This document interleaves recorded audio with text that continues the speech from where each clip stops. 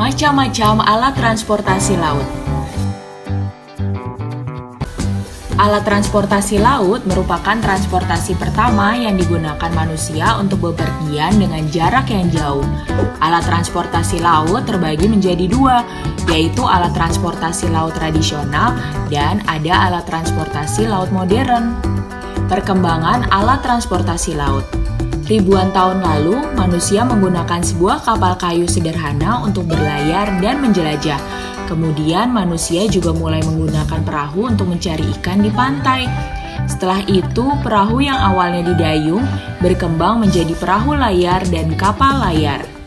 Penjelajah pada zaman dahulu menggunakan kapal layar untuk bepergian dari satu benua ke benua lainnya.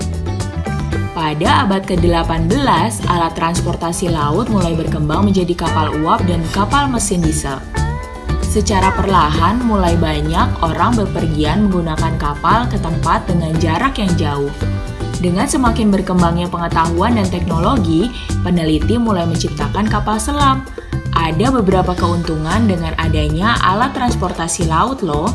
Pertama, alat transportasi laut bisa mengantar orang bepergian jauh menyeberangi lautan. Semua orang jadi bisa bepergian dari satu pulau ke pulau lainnya. Kedua, alat transportasi laut bisa menampung lebih banyak barang dan penumpang kalau dibandingkan dengan transportasi darat dan udara.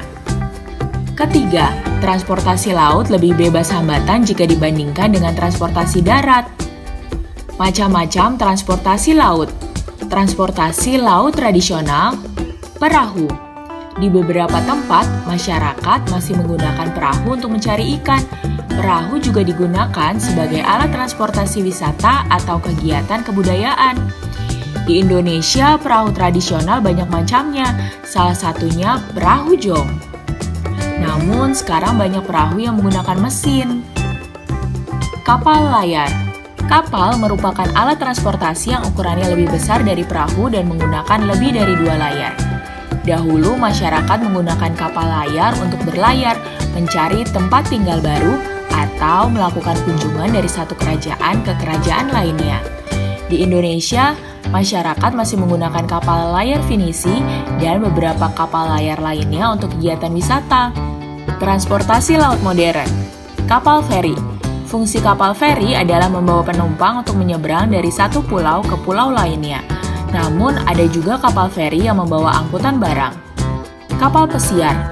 Kapal pesiar berfungsi untuk membawa penumpang untuk kegiatan wisata.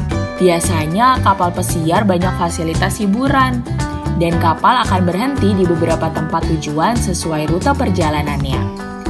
Kapal kargo. Kapal kargo merupakan kapal yang digunakan untuk membawa barang dengan banyak kontainer di dalamnya. Kapal ro-ro. Kapal ro-ro atau roll-on roll-off biasanya digunakan untuk membawa kargo kendaraan seperti mobil, truk, dan lain sebagainya. Kapal tongkang. Kapal tongkang memiliki bentuk datar dan digunakan untuk mengangkut banyak barang. Kapal tongkang juga biasanya digunakan di kanal atau sungai. Kapal tanker. Kapal tanker merupakan kapal yang berfungsi untuk mengangkut cairan dalam jumlah besar, seperti minyak, cairan kimia, atau gas alam cair. Kapal selam.